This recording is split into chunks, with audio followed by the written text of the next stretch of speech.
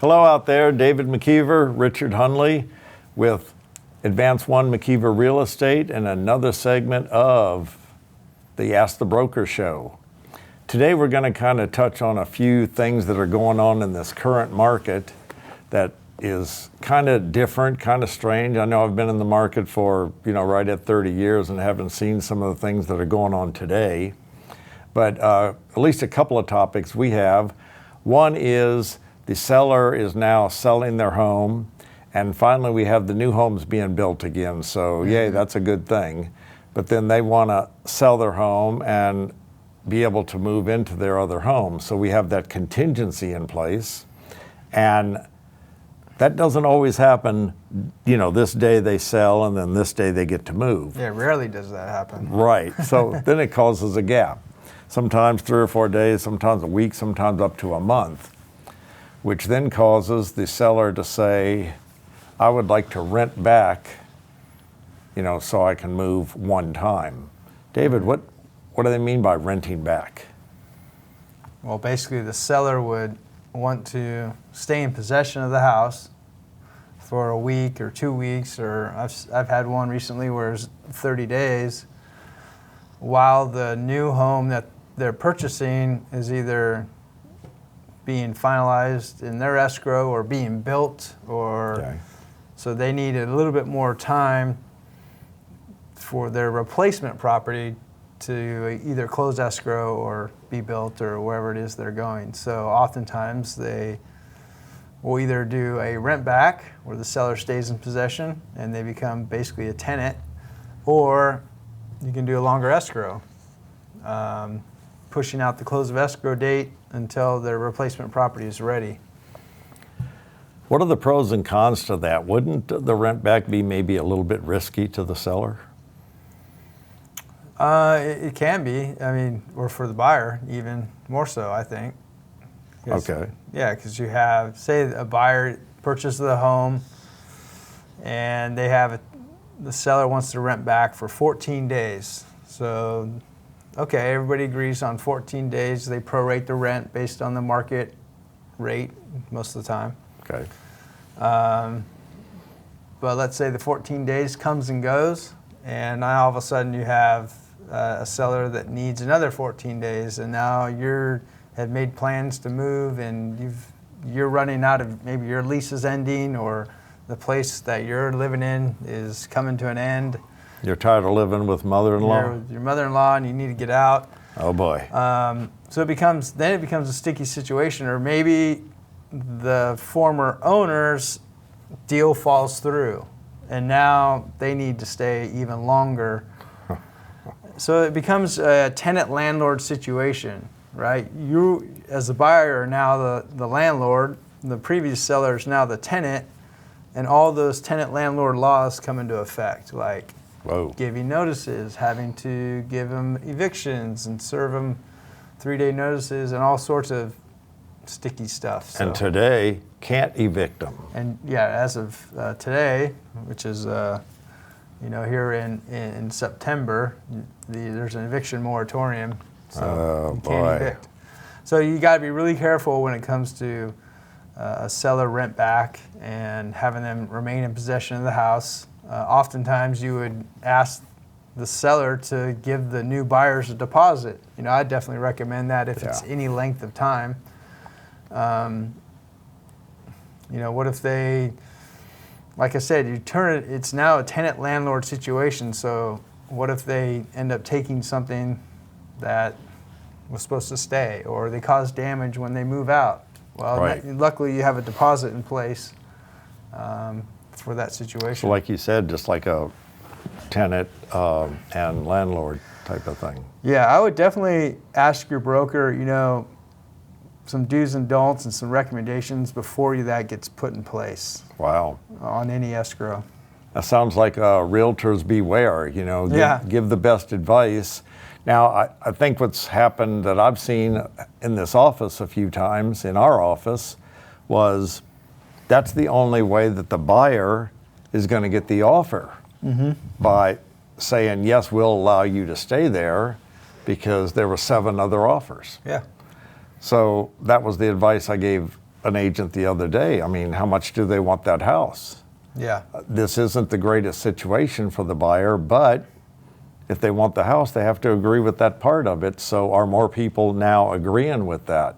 Yeah, we're in a market now where it's so favorable to the seller that, like you said, if there's 7 offers on the home, as a buyer, you want to be competitive in your offer. Right. And basically, if you really want the house, then you have to give the seller what they want. And if they need a rent back, then yeah, if you want the house, you should give it to them. Now, I had a client who closed a couple months ago where the sellers needed up to 7-day rent back, not too long. So Okay. to differentiate myself against the other, I think there were 3 or 4 offers, I suggested, hey, would you be okay letting them stay in the house for free? Free 7-day rent back. Good price. You know, that's a couple $100, but it made the difference in that we were flexible in that regard. So Well, maybe if you let them stay free, they won't tear it up on the way out. They'll be happy that you gave them free rent, so that might work both ways. in the end, they only needed 3 or 4 days. I don't remember the exact time frame, but you know, they weren't charged at escrow or didn't have to write a check for rent, so it worked out.